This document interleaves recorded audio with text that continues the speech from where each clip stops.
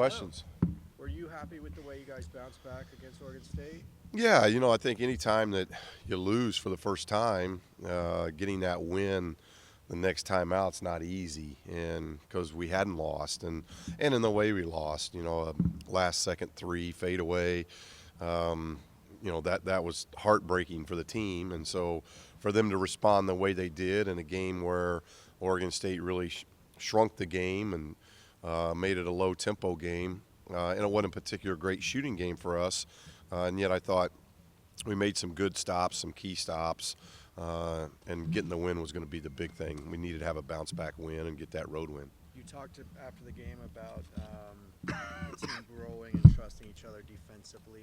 How important is that, and how does that work? Well, it's huge. Like talking, you'll see it a lot on screens, whether it be like pick and rolls and down screens and cross screens, back screens.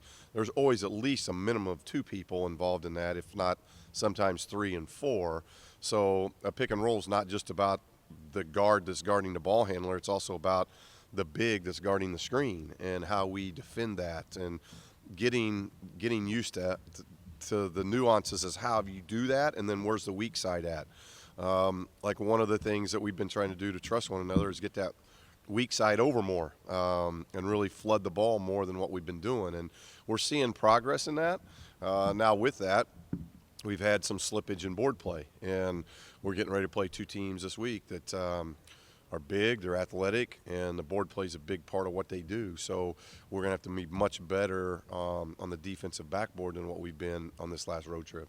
With Isaac right now, this is probably the deepest slump of his career here. What are you seeing with him right now? Just, he's just a little bit out of rhythm. Just stay comfortable with things.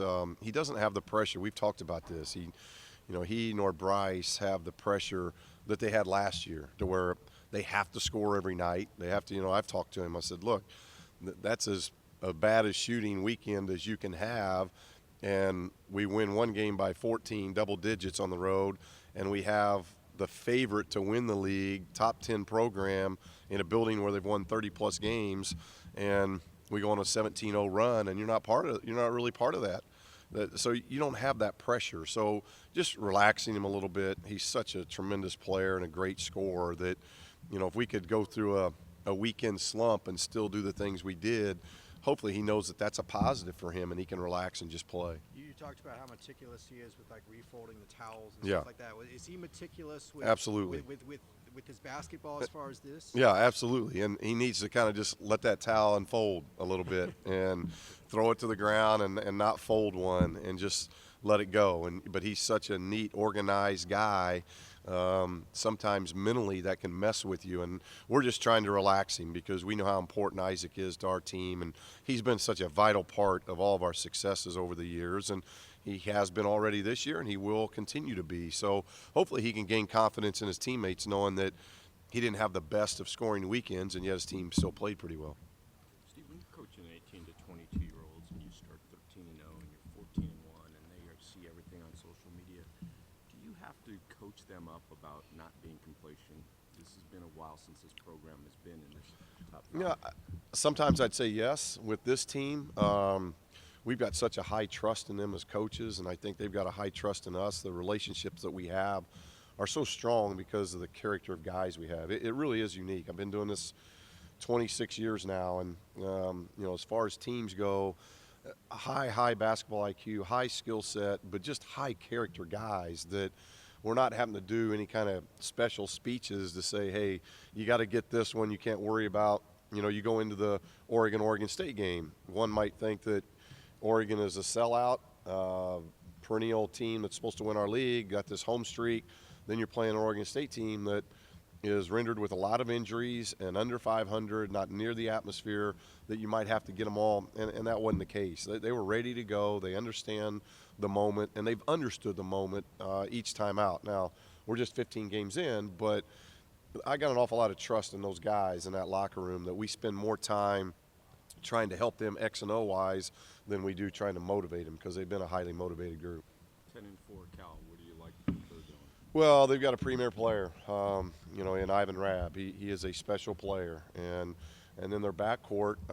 I've really liked the toughness in their backcourt. They've got obviously Bird and Singer back from a year ago, and then Charlie Moore is an outstanding freshman point guard, and Mullins. They were able to get an individual in a fifth-year transfer, which I've always said it's huge when you have guys that lead for the league like Jaylen Brown leaving for the league.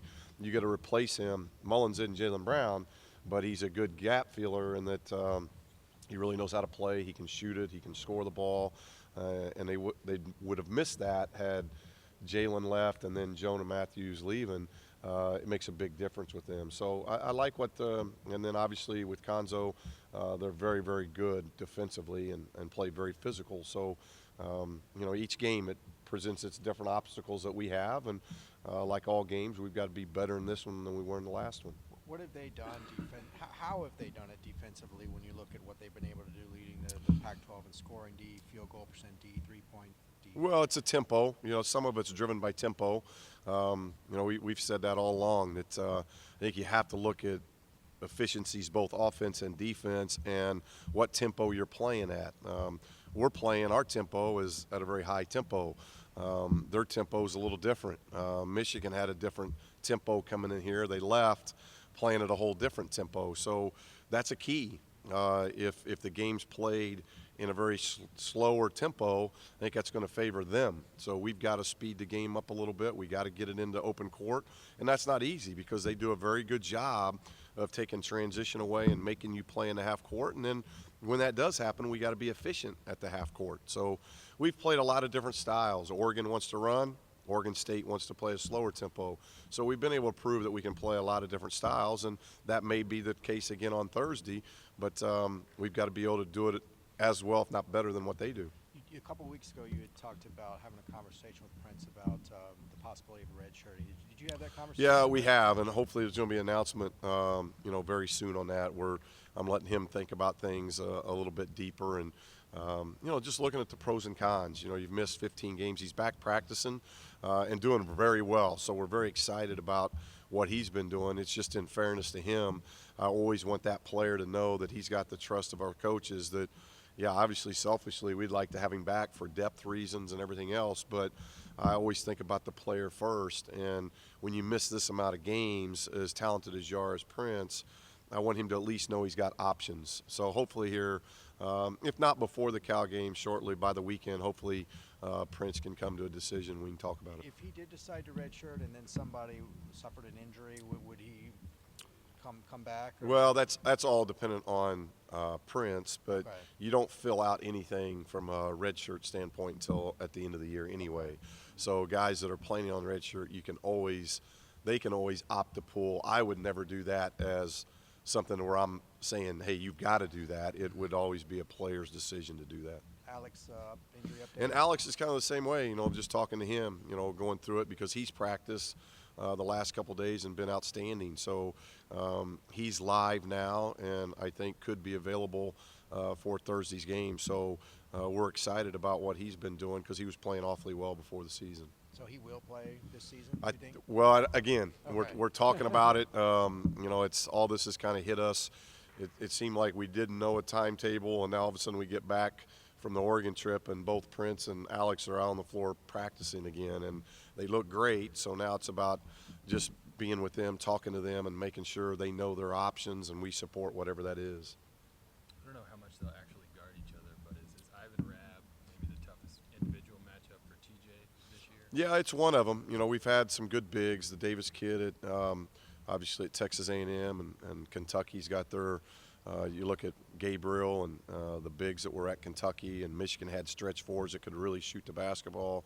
So we've had some really good stretch fours, but Ivan Rabb, at least on tape to me, looks as good as any of them. So it's a great matchup. Looking at Ivan versus TJ and TJ versus him, that's a great matchup. We're healthy. Hopefully we can stay healthy in the next couple of days, but this is as healthy as we've been in a long time. So hopefully our depth that we have not been able to use to date, we can use that a little bit this week.